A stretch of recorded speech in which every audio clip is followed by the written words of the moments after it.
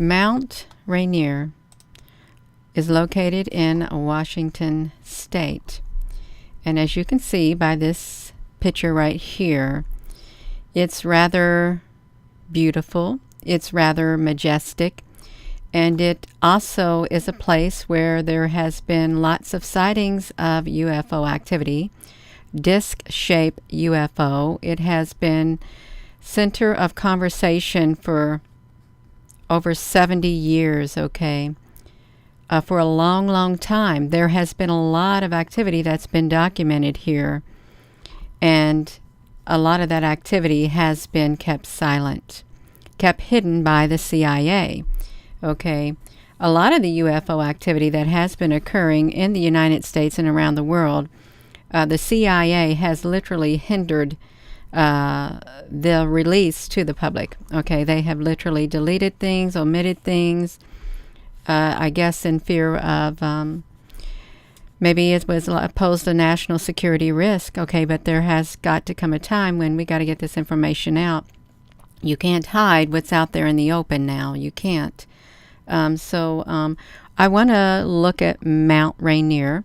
If you're just tuning in, I want us to look at it. Read a little bit of article. I won't keep you on here long. Let me, I've got this to me. I'm going to make sure you can hear me. Oh, this is lovely because we have been on here for 1 minute and 29 seconds. And as you can see, the notification has not gone out. Hello there, Lord is Life and Greg Nelson. The notification has not went out, and that's a given because someone was on here already waiting for me. But that's all right, you all. It's not going to stop me from getting this information out. Okay, it's not, and it's not going to stop the future that is coming. Okay, it's not. Let me see this one thing, you all. If I can just read this one article, this one clip from an article. The first sighting to be labeled a flying saucer by the press occurred on June the 24th of 1947, when an Idaho businessman flying his plane near Mount Rainier observed 9 disc-shaped objects making undulating motions like a saucer skipping over water. As early as World War II, Allied bomber pilots had told of balls of light that followed their flights over Japan and Germany. A U.S. 8th Army investigation concluded that it was mass hallucination.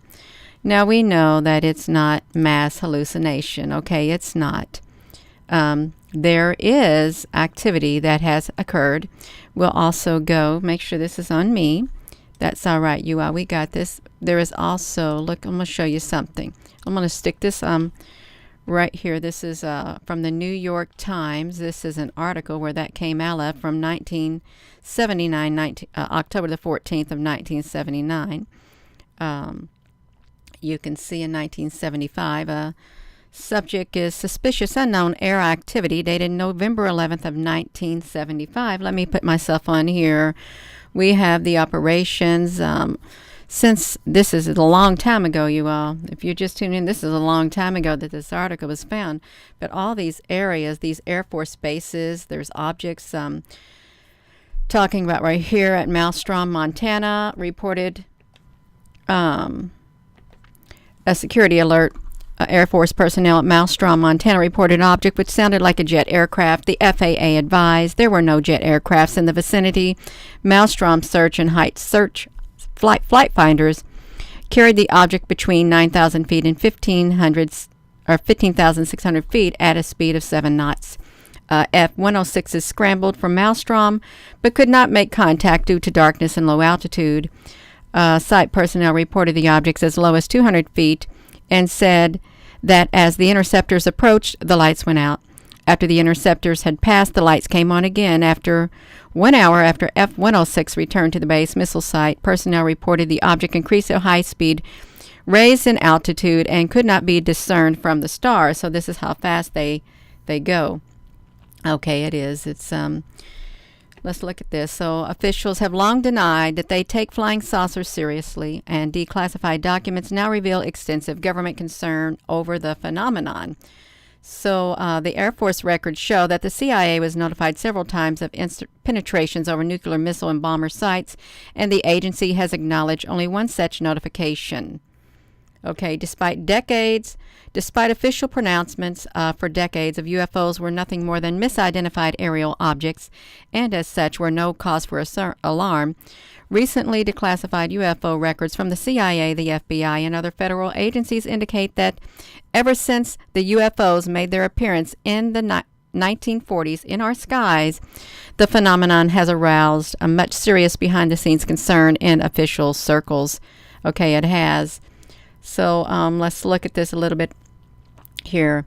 While official interest in UFOs has long been thought to be strictly concern of the Air Force, the bulk of the records who has been open to the public view for nearly a decade, the recently released papers on the UFO indicate otherwise. The departments of the Army, Navy, State and Defense Intelligence Agency, National Security Agency, the Joint Chiefs of Staff, the FBI, the CIA, and even the Atomic Energy Commission produced UFO records over the years, and many of these agencies still do, and many of their documents remain classified. But it is the CIA that appears to have played the key role in the controversy and may have even been responsible for the government's conduct in the UFO investigation throughout the years. Okay, it's the CIA's office that has done it. Okay, they thought back then maybe it was the Russians or something like that. So you can see this article right here, this list of things, like 1,200 pages. They took them to court, and civil action was not seen in the final day of court, even though they got the information. Okay, they even formed look, the first sighting right here was the 1947 when they saw the disc-shaped objects over that area, Mount Rainier. So let me put this back to me. I'm going to put this article here so you all can read it. It has a lot more information in it, but I'm not going to read it at this time. I'm not. So let's paste that there for you all. Can you hear me? Yes, you can hear me. We can hear you. You all. We got a look at this. You all. We got a chat rate of 0. Actually, they're not even showing the chat right now. See, look at this. No chat rate. Wonder why they do that, you all. They don't want to give us a chat rate. That's fine. And they don't want this information to get out. Well, the information's going to get out. Okay, it is. I just want to tell you that. Hello. That's right. So let's come over here. We've got some beautiful pictures of Mount Rainier, and you know that these are not lenticular clouds, which they like to dismiss them as. Okay, they're not. They're ships. They're the ships that belong to the beings, the majestic, benevolent beings inside of Mount Rainier. Okay, they're all over the sky. Okay, they are all over the sky, you all. They cannot. You think you're going to tell me that that's just a cloud? No. And it's hovering over the mountain? No, I'm not going to believe it, you all. I'm not going to believe that that's just a cloud hovering over the mountain. These aren't. These are the massive UFOs. You see how massive it is. So look at this. Spectacular show with multi-layered lenticular clouds. No, it's not. Okay. It's not, you all. These are not just clouds. Okay. They're interdimensional. They are interdimensional ships and all of that kind of stuff, you all. Come on. So this is Mount Rainier. Look at this, you all. Look, that is right in your face. Do they think we're stupid? Do you think we're stupid? Do you think that we can't look up in the sky and say, hey, that does not look normal? That does not feel normal. These clouds that are hovering over Mount Rainier, no, they're not normal clouds. Do you think that the human race is so oblivious and so gullible to believe that it's just a cloud, nothing more than a cloud?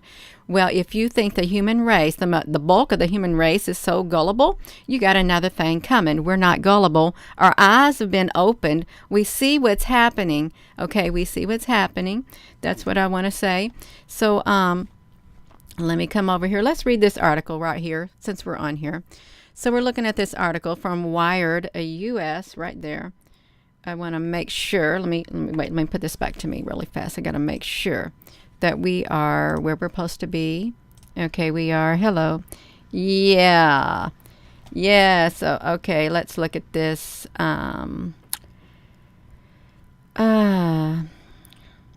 Okay, well, see, I can take care of you. I'm going to come over here and yeah, this is my channel. Okay, this is my YouTube channel. You're not going to try to take over. See, I'm going to come back over through here, you all. I am. That's right. Yeah. Do we have somebody who wants to? We need a moderator on here. Does somebody want to volunteer to be a moderator? Because they don't notify my moderators. Let's pause for a minute, you all. I need a moderator on here. Yeah. Let's see. We're waiting. We are waiting. Since they don't want to give this notification out, they don't want to notify my moderators either. We need a volunteer moderator. Nobody wants to volunteer. All you have to do is just, boom, keep the people out. Nobody. And really, if you're trying to comment, they're not letting your comment get on here either. That's okay. We can do something about this right now. I can. I'm not going to stop. I really am not going to stop what I'm doing. I'm not. Just 1 second. Get myself over here. Yeah. So we got these UFO ships. You know, and we also got, like, look, this Area 51. You can see that's where, like, it looks like a disc-shaped UFO would literally land or come out or something like that too, you all. That's what it looks like right there. One moment. I got a lot of things open. I do. Let me see this.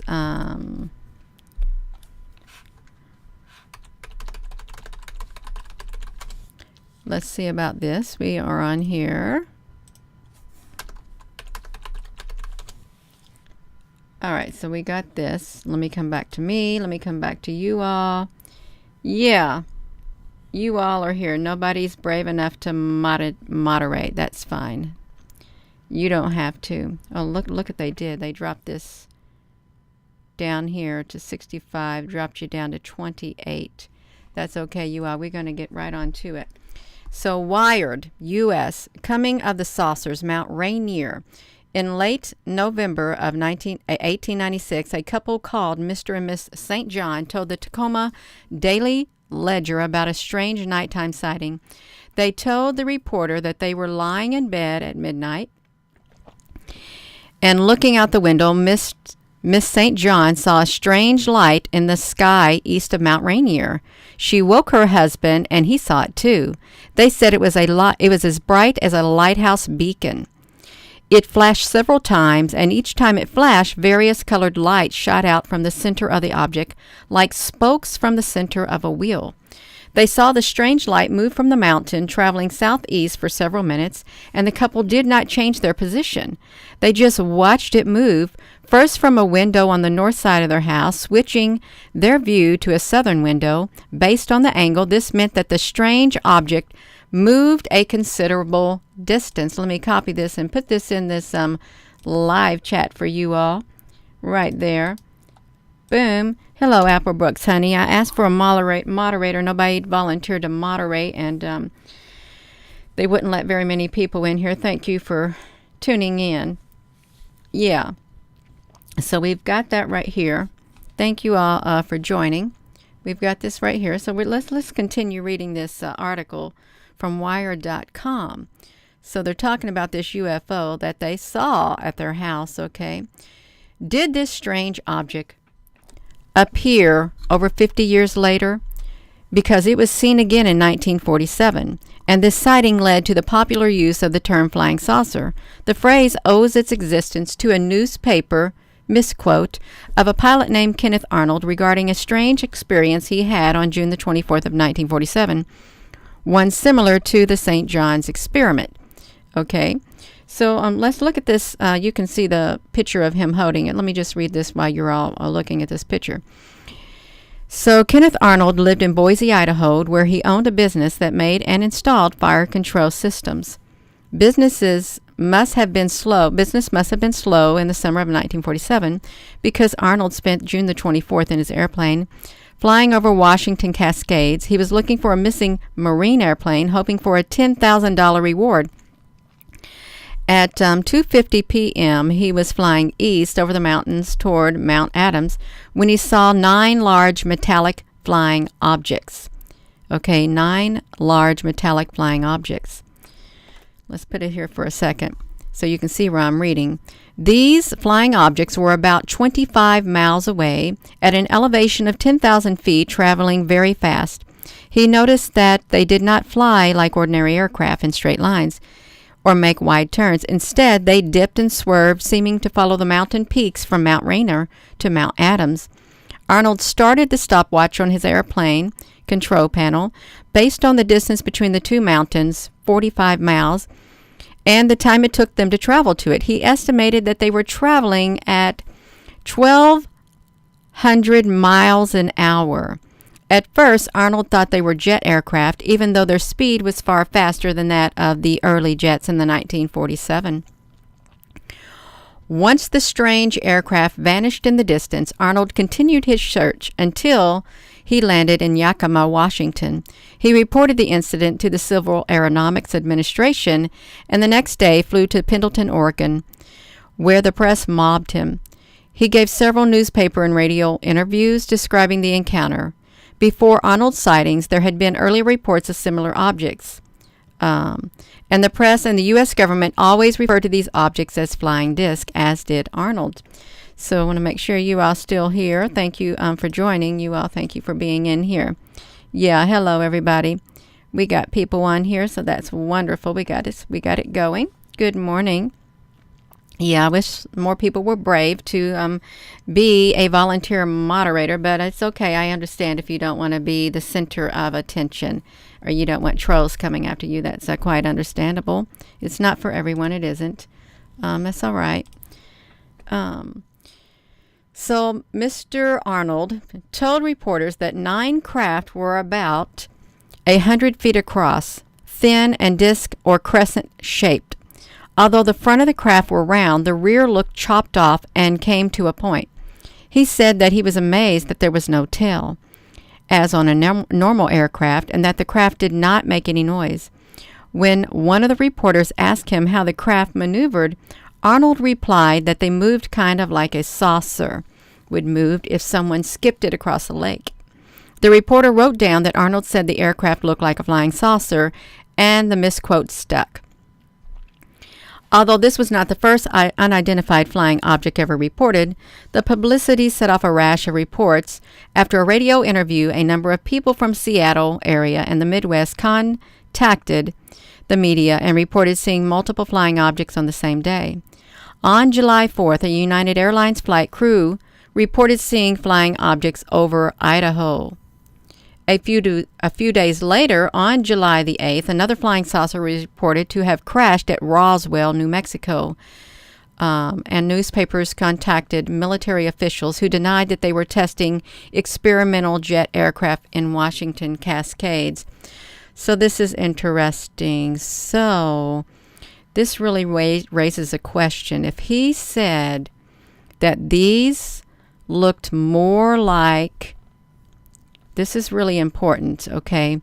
Although the front of the craft was round, the rear looked chopped off and came to a point. He was amazed that there was no tail. Okay, so they had that happened. And then, we have a flying saucer at Roswell, New Mexico. What if?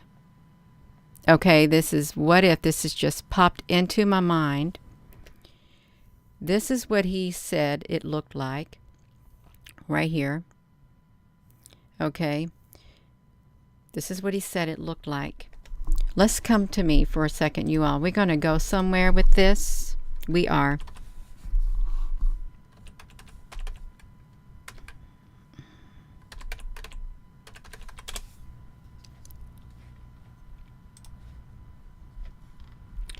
What if the Roswell incident was not what they're saying it was.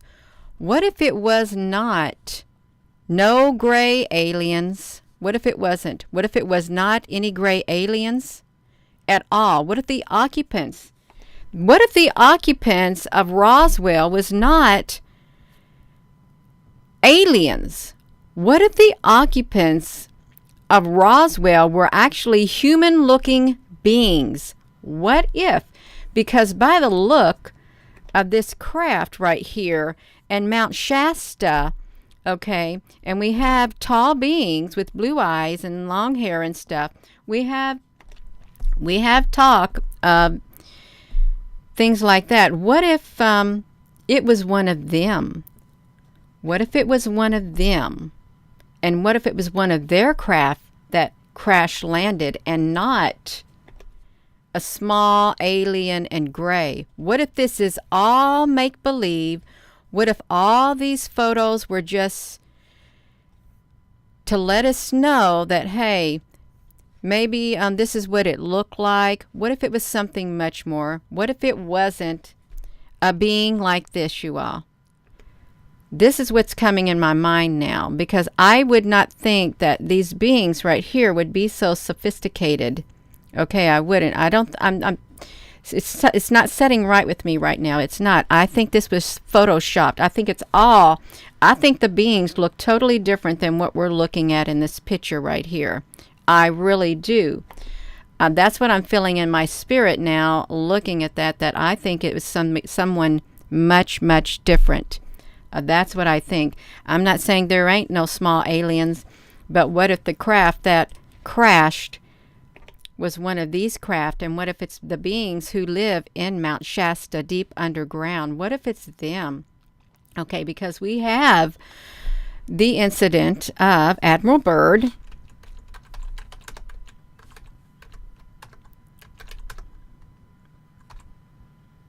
Wait a second. We have the incident of Admiral Byrd going to Middle Earth. Okay, we do. Inside the Earth. Right here. And he met with the leader inside the Earth, okay? The Admiral, the meeting between the Admiral and the Master of the Aranani. The Aranani. Okay, this is what this is. The Master of the Aranani. What if, you all, they have put this out here so we wouldn't know that there are human-like beings living underground, and that was in fact maybe one of their aircraft, and it wasn't no alien like that. That it wasn't no grotesque looking alien, and I don't mean any disrespect, okay, I don't. What if they are trying to incite fear into the people? Okay, what if they are doing that? Fear of really gruesome looking beings who want to, they're out to get humanity, and you don't want nothing to do with them because of these beings. Because that is the picture that they have painted. They have painted a picture of extraterrestrials. Okay, they have, you all. This is getting to me now. Okay, let's look at this.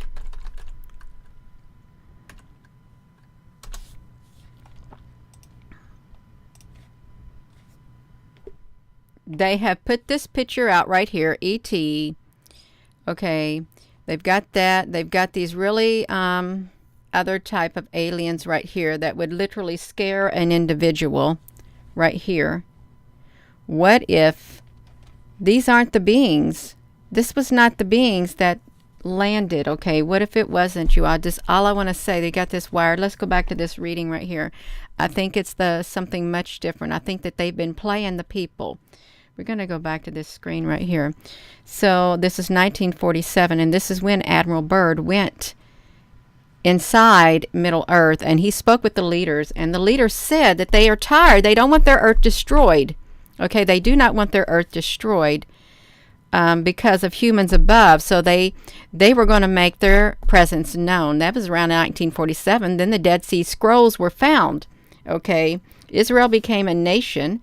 And there was a lot of things that happened then. Okay, a lot Okay, so there's something more to this story than what they're telling us. And you know there is. And I'm not going, my mind is starting to change now on this whole entire Roswell incident. No, you wouldn't put this, you'll put an image out here like this of autopsies and stuff and pretend like you're leaking it out, saying that this is the flying saucer, it was just balloons, but then you recovered these aliens. You'll put a thing out here like this, okay, and try to make people think that this is what it is, because that's your good cover-up. Now, I'm not buying it no more. I'm not buying it no more. In my spirit, no, I'm not buying it. Okay, I'm not. That's just me. Okay, maybe the aircraft, alien, let's see. Okay, let's look at this. A disc crashed, okay, and I don't think it was what they're saying it was. Okay, that's what I'm saying. A disc has crashed. It ain't what they said it was. It's not them. That's what I'm saying. I think they're human-like. That's what happened. Human-formed beings, and they're not telling the whole story. They're being hush-hush, okay? They're being hush-hush. That's what I'm saying. I'm trying to, Gina, can you please, Gina, you're probably saying, Gina, honey, can you please get to the end of that article? Yeah, I'm trying to get to the end of it, okay? I think we're looking at a very highly intelligent, and you know what? Let me tell you something else about these mountains, Mount Rainier and stuff like this. Before I started on this journey, I've got to pause you all. Before I started on this journey, right before I started, I had in my dream state, if it was that, a man in long flowing robe, okay, and he had a beard and hair and stuff. He would appear to me, and I had to go on this journey. I had to leave my family. I couldn't take nothing with me. Leave my cars, leave my home, and off I go on this journey. And I would get so far where I'd have to do a lot of walking on foot. Okay, until the point I met this man again. He stood on the grass with his book in his hand, a long robe. He had dark hair. And he told me I had to get across that mountain. And there was this wooden planked bridge that went across this great big chasm. And there was this young girl standing on it. She was in a dress or whatever you want to call it, maybe a gown or something. And she looked back at me. And as she looked back, the wooden planks started falling behind her. There was no turning back. Okay, she couldn't go back because the planks fell off. She had to get to the other side of that mountain. And he looked at me and he told me I had to go. I had to go across there, and I didn't want to, but he told me it's going to be all right. And at that time, there was this great big giant black snake. It came up out of the ground. I could see the earth move beneath the grass. It raised up the grass, and I was beginning to be fearful. He said, it's okay. It's always going to be there, but it will not harm you. Okay, it will not harm you. So he disappeared. And then I said I knew I couldn't go across that wooden plank to get to that other side. I started scaling the side of the mountain. I would put my foot on one ledge and I would hold it like this. You know how if you've ever climbed something, I had to move exceedingly fast because every time I gripped something with the one hand, that disappeared, and same way with my foot. I had to literally keep doing it because with every step and every grip, whatever I gripped onto behind me, it gave way, it was gone. And I got all the way over to the front of the mountain, to the face of the mountain, where there was two great big gigantic massive windows. They were massive, and it was a ledge. And inside that mountain, where's this woman, an ancient-looking woman and an ancient-looking man. Long white hair and robes, sitting there looking at me because they were astonished. They did not believe that I could make it that far. And I was looking at them. Actually, it wasn't two windows. It was one solid window. And I was standing on the ledge, and I'm thinking, there's no way I could get in. The window is solid. And at that time, as I'm looking at them both, my foot, the ledge that my foot was on, it gave way, and I began to fall. And right then, a great big purple curtain came out of that mountain window. It wrapped me up in it. It laid me on the mountain floor inside that room where they were at. And there they stood looking down at me, and they were smiling.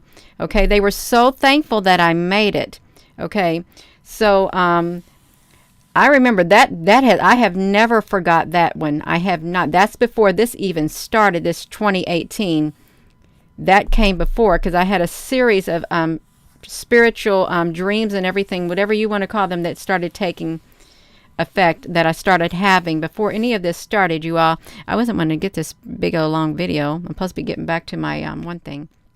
So this was a few days later. You got the Roswell incident in New Mexico, right here, crashing. Okay, they denied that they were testing experimental jet aircraft in Washington Cascades. The military, in turn, interviewed Kenneth Arnold as part of their own investigation. Their questions centered on other natural phenomenon that could have been responsible for the objects. Someone suggested that water drops on the airplane window. Wow, water droplets on an airplane window. Is that not the most common thing, even for the plasma last night? Water droplets. That's all right. Arnold replied that he had wondered the same, but that when he rode down his window, the objects were still there. Others suggested that he got the time wrong or the distance, which would have given him the wrong speed. Skeptics believe that Arnold could have been fooled by mirages created by inversions or even reflections of his own airplane off the atmosphere. Later, someone suggested that he had seen a swarm of meteors that had flashed and burned out quickly. Despite these suggestions, the Air Force could not prove Arnold was mistaken. This investigation led them to form special investigation teams that eventually turned into the Project Blue Book, a formalized government investigation of UFOs undertaken from 1952 to 1970. Eventually, Kenneth Arnold came to the attention of the publisher Ray Palmer, and Palmer published a variety of magazines on science and science fiction. He interviewed Arnold and published an article titled The Truth About Flying Saucers in the first edition of Fate magazine. Palmer also paid Arnold $200 to investigate the Maury Island incident, which became another article in Fate. In 1952, Arnold and Palmer published a book about Arnold's experiences entitled The Coming of the Saucers. The issue of whether UFOs are really flying craft from outer space is full of controversy, and much of this controversy, and even if its central term, has its beginnings in our home state. It is interesting to note that although skeptics do not believe that Kenneth Arnold saw flying machines from other worlds, none of them accuse him of deliberate fraud. Arnold's honesty and openness led the way to the open discussion of the phenomenon. So we've got Washington State. We've got, this is his account. He's seen disc-like objects right here. Okay, that's what he saw. He even drew a picture of it, you all. That's what he did. He drew a picture of it. And we have Mount Rainier, and it does. It has like interdimensional ships, okay, discs. Let's not call them a flying saucer disc. Discs hovering over the mountain. And they're not lenticular clouds. Okay, they're not lenticular clouds, however they want to say it. Okay, they're not.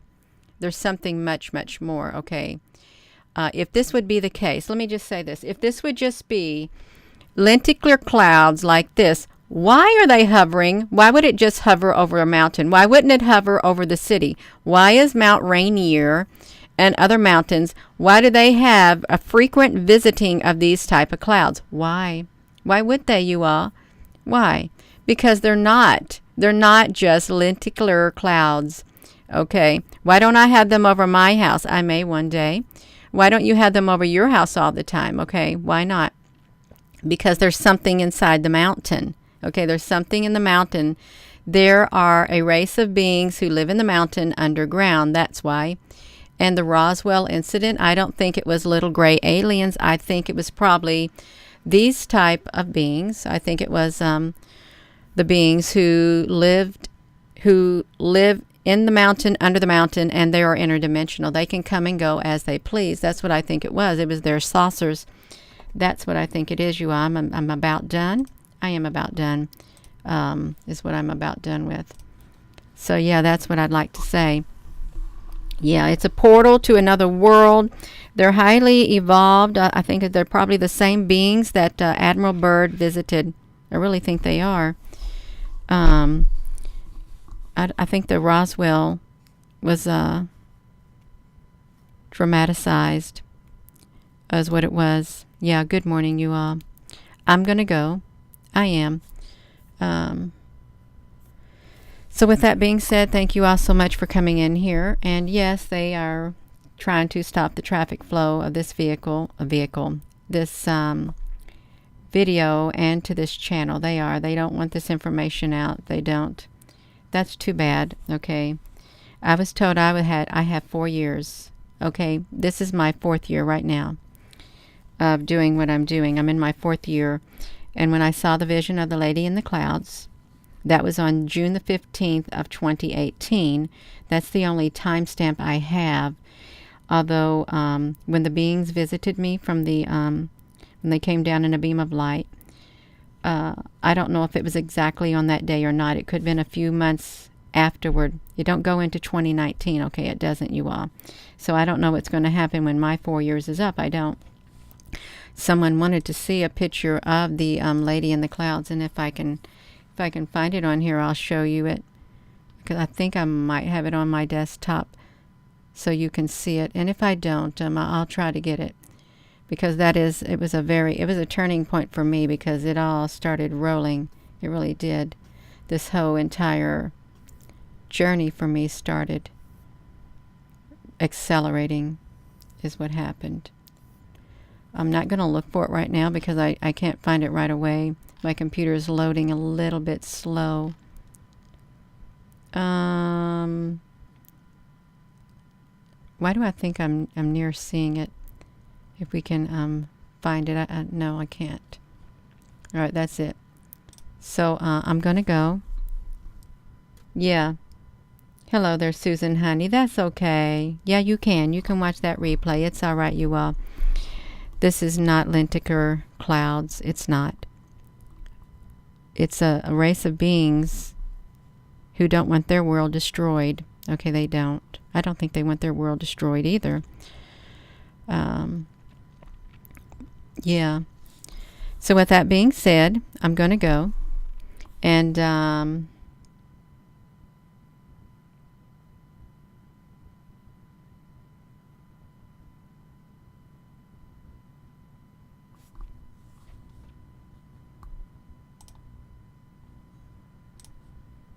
yeah, I'm going to go. So hello, wherever you are in any part of the world. Hello, from my heart to yours. Love you. Have a wonderful rest of your day, you all. And thank you so much for coming on here. I'm just taking care of a little comments myself. You all, love you.